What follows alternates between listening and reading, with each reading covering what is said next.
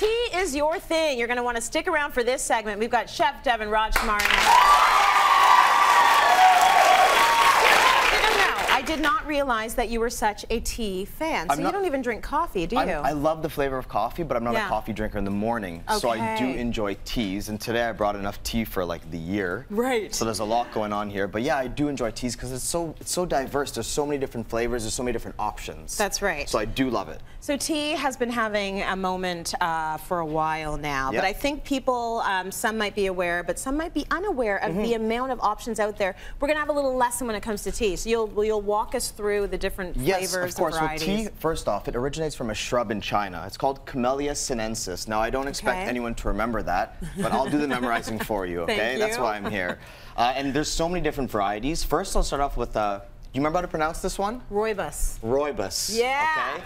And this comes from South Africa. So this one is it translates to red leaf. Yeah. So it's kind of a shrub over there, and this one is in the sun quite often. Okay. So this is how it gets this color, very unique taste. And you can take this and make chais with it. You can infuse different flavors. So rooibos can be one of an infinite amount of different teas, but the actual leaf is the red leaf. Okay. Moving on, we have the oolong here. So you've heard of oolong before, right? I have heard of oolong, yes. So extremely Chinese tea in the sense that this is one of the most popular versions there. Okay. And this one is, this one is fermented or oxidized. They let it wither. Fermentation, oxidization, withering is all kind of the same process for drying the leaves out. Okay. These ones go pretty long and pretty far, thus the dark color. Got it. But so beautiful though when you look at it. It's stunning. Now, do you care about the health benefits of any of this stuff, or for you is it mostly about flavor? For me, it started off as flavor. Yeah. But after water, tea is the most widely consumed beverage in the entire world for its medicinal properties. Got it. And drinking green tea is amazing, but a lot of teas are good for you as well. Okay. We have herbal tea here.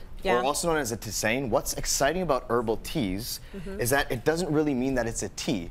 It's more herbs and spices steeped in hot water. So if you're buying herbal tea, it's not necessarily a tea. It can be, but generally it's not. Oh, that's interesting. So they just put that title on it. So let's say I just take some mint leaves and I throw in some cloves, some cardamom. That's herbal tea. That's herbal tea. Essentially, yeah. Okay. And these are really good for you because it's like drinking water. Exactly. Except it's so you get the clean. herbs in there. If you start adding cream and sugar and all those things, like that's cool, but if you can do without it, it's better. And some of the teas now, the flavor is so strong and so amazing that you don't need to add any sweeteners to it. Lovely. Like you start adding orange peel and nutmeg, like you'll get some good flavor there. Yes. Well, moving on, we have organic white. Now this is an important one that I want to show because even though you're buying white tea or even though you're buying a green tea, it may not necessarily be that color. Okay. So organic white generally means that the white teas wither less. They do less to the leaves, and that way they hold their integrity and they don't get as colorful, as dark, right? Okay. So even though you're buying white tea, it may not necessarily be white, but there is white in this. Okay, good to know. And here, this is another exciting one too. This is vanilla chai black. Yep. I grew up with these flavors, so like ginger, cinnamon, cardamom, nutmeg, all cloves, all these beautiful flavors are in here. And then moving on too, we have a really cool jasmine tea here, and this one is one of my favorites because just looking at it, it's so beautiful. It looks like a meal. Exactly, and when I look at this, that's exactly what I see. I see food, which is why I'm excited to cook with these later on. Nice. So we're going to be doing a lot of that. Okay. I still have more tea to talk about. Yeah, we got some time. We're drying out green tea, Yes. and then we're turning it into a powder, and then this is what you see here. That's matcha. So if you take this and you fold this into ice cream, you can have your green tea ice cream.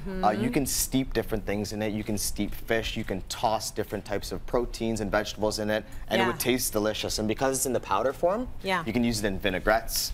You know, you can use it in sauces and dressings, condiments. Yeah, green tea ketchup, like you can do anything with it. Ooh. Yeah. Do you do that at the restaurant? Not yet, but That's tomorrow a good idea. I start. This stuff is apparently really good for energy too, right? Yes, boost your energy. It's good for your heart. It's good for, some people even say weight loss.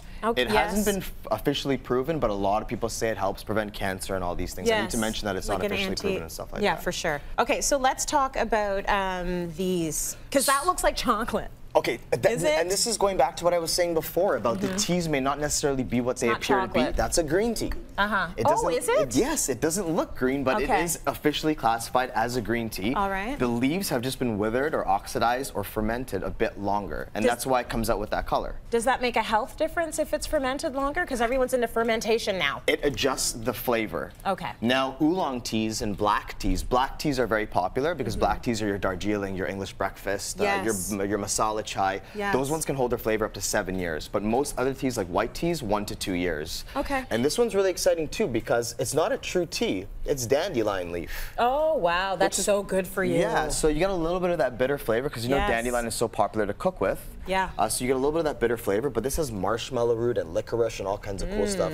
Super flavorful. So imagine taking these and like, I'm a big broth kind of guy. Like I eat a lot of pho and different soups and stuff. Imagine infusing your broths with tea. Like it goes to the other level. Yeah. Which is amazing. And at the end, my absolute favorite, again, another version of chai. Yep. But that chai is made with the rooibos. Rooibos, exactly. Okay. And this, I mean, I like the fact that you can actually get like a huge sack of tea. You brought these. They smell amazing. Yes, this is lemon lily. It has a lot of beautiful orange peel and a lot of cool flavors too. I didn't want to have the actual tea set up here because I want to do today more cooking with tea instead of infusing and steeping it. So well, that's what we're gonna do. That's what we're gonna do. I love that idea. And that's everything on tea. I can't say anymore. Okay, I know that you love your tea.